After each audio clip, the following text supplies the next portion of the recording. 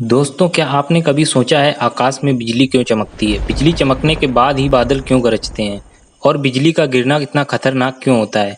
इससे कैसे बचा जा सकता है? अगर आप ये सब जानना चाहते हैं तो वीडियो को अंत तक अवश्य देखें। दोस्तों, बिजली यानी लाइटनिंग को समझने के लिए स्टैटिक इलेक्ट्रिसिटी का समझना जरूरी होगा।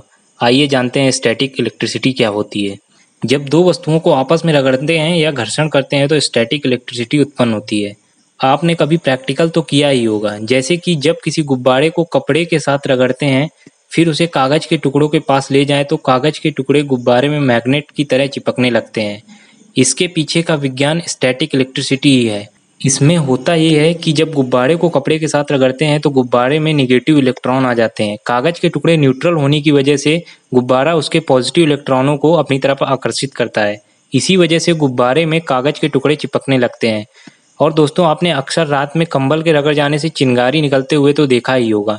यह भी स्टैटिक इलेक्ट्रिसिटी के कारण ही होता है। आइए जानते हैं कि बादलों में बिजली के चमकने से स्टैटिक इलेक्ट्रिसिटी का क्या संबंध है। दोस्तों, आप लोगों को मालूम होगा कि बादल भाप से बनते हैं और बादलों के ठंडे होने की वजह से उसमें उपस्थित नमी जल के बहुत बारीक कणों या फिर बर्फ के क्रिस्टल्स के रूप में होते हैं।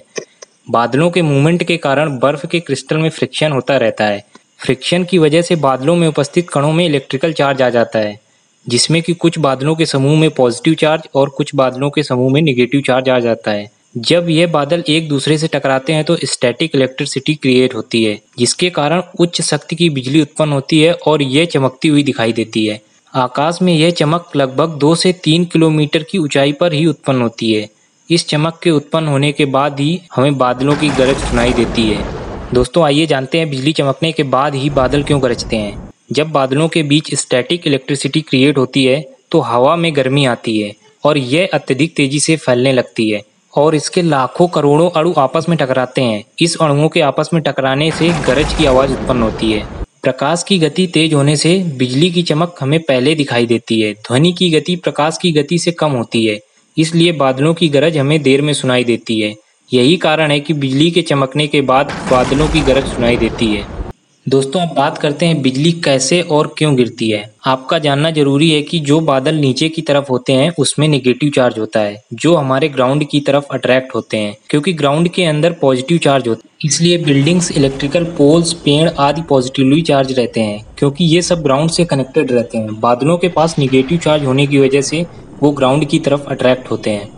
इस प्रक्रिया में ग्राउंड से पॉजिटिव चार्ज इलेक्ट्रिकल पोल्स या पेड़ के सहारे ऊपर की साइड आने लगते हैं। तो जैसे ही पॉजिटिव और नेगेटिव चार्ज एक दूसरे से मिलते हैं तो वहां पर लाइटनिंग बोल्ट बनता है। आसमान में किसी तरह का कंडक्टर न होने से बिजली पृथ्वी पर कंडक्टर की तलाश में पहुंच जाती है। धरती पर पहुंचने के बाद बिजली को कंडक्टर की जरूरत पड़ती है। आकाशीय बिजली जब लोहे के खंभों के अगल बगल से गुजरती है तो वह कंडक्टर का काम करता है और उस स्थान पर बिजली गिर जाती है। उसका टेम्परेचर लगभग 27,000 डिग्री सेंटीग्रेड तक होता है। आकाशीय बिजली का तापमान सूर्य की ऊपरी सतह से भी ज्यादा होता है। बिजली मिली सेकेंड से कम समय के लिए ठहरती है। इसी वजह से बारिश के टाइम पेड़, इलेक्ट्रिकल पोल्स आदि के पास रहने से मना किया जाता है, क्योंकि सबसे ज्यादा बिजली इन्हीं के ऊपर गिरती है। दोस्तों, आइए जानते हैं कि लाइटनिंग से कैसे बचा जाए। मौसम विभाग के विशेषज्ञों का कहना है कि बिजली कड़कने के दौरान खुले में मोबाइल का इस्तेमाल बिल्कुल नहीं करना चाहिए। बिजली कड़कने या बारिश के समय लंबे पेड़ के नीचे नहीं खड़ा होना चाहिए। बारिश के दौरान उसी छतरी का इस्तेमाल करें जिसमें धातु की बजाय लकड़ी का हैंडल लगा हो।